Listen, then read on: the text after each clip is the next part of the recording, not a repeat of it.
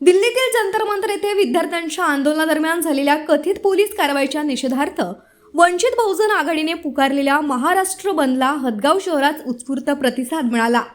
गुरुवारी शहरातील मुख्य बाजारपेठेसह अनेक व्यावसायिक आस्थापना दिवसभर बंद राहिल्यानं हदगावमध्ये बंदची तीव्रता स्पष्टपणे जाणवली। विद्यार्थ्यांवर झालेल्या कथित लाठीचार्जचा निषेध करत नागरिकांनीही या आंदोलनाला पाठिंबा दर्शविला। वंचित बहुजन आघाडीचे नेते देवानंद पाईकराव यांच्या नेतृत्वाखाली कार्यकर्त्यांनी शहरात शांततेत बंद यशस्वी केला। आंदोलनादरम्यान विद्यार्थ्यांवर झालेल्या कथित दडपशाहीचा निषेध व्यक्त करत केंद्र सरकारकडून या प्रकरणाची निष्पक्ष चौकशी करावी आणि जबाबदारांवर कठोर कारवाई करावी अशी मागणी करण्यात आली। आंदोलनकर्त्यांनी विद्यार्थ्यांच्या लोकशाही हक्कांचं संरक्षण करण्याची गरजही अधोरेखित केली।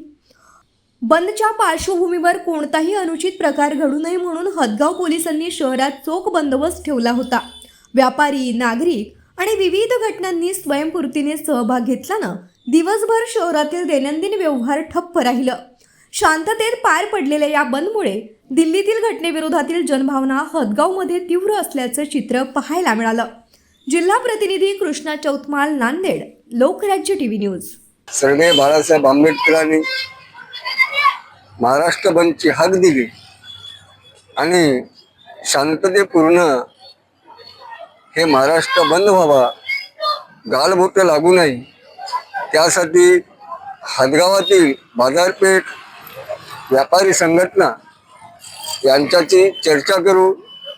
सर्वांच्या सहकार्याने आम्ही वंचित बहुजन आघाडीच्या वतीने आजचा हा हदगाव कडकडीत बंद केला आणि आम्हाला सर्वांचं सहकार्य लाभलं आणि जो दिल्लीमध्ये अमानुषपणे विद्यार्थ्यावर लाठीचार्ज, अश्रुधारा आणि प्रेशरनं त्यांना पांगवलं जातं, त्यांना कुठल्याही सुविधापासून अलिप्त करण्यासाठी या केंद्र शासनानं आणि या शासनांच्या लोकांनी या विद्यार्थ्यावर हल्ला केला। त्यांचा आम्ही वंचित बहुजन आघाडीच्या वतीने जाहीर निषेध करतो आणि धर्मेंद्र प्रधाननं राजीनामा द्यावा ही मी विनंती करतो।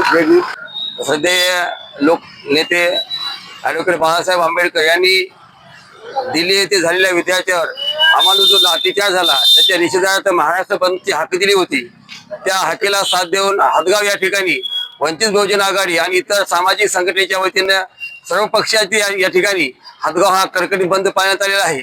आणि मी हदगाव तालुक्याच्या वतीने असं शासनाला निवेदन देतो की ज्या विद्यार्थ्यावर लाठी हल्ला झाला त्याची चौकशी झाली पाहिजे आणि जे लोक दोषी आहेत त्याच्यावर कडक कारवाई झाली पाहिजे आणि शिक्षण मंत्र्याचा राजीनामा, धर्मेंद्र प्रधान यांचा राजीनामा तात्काळ द्यावा एवढी या ठिकाणी मागणी करतो। आणि आम्हाला सगळ्यांनी सहकार्य केलं ते वंचित बहुजन आघाडीच्या वतीने मी त्या सर्वांचे आभार मानतो।